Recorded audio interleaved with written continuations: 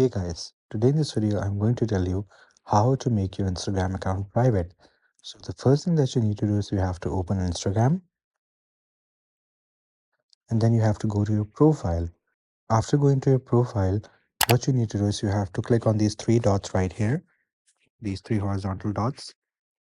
And when you do it, you have to go down and click on account privacy. And from here, you can turn this on and make your account private. Click on switch to private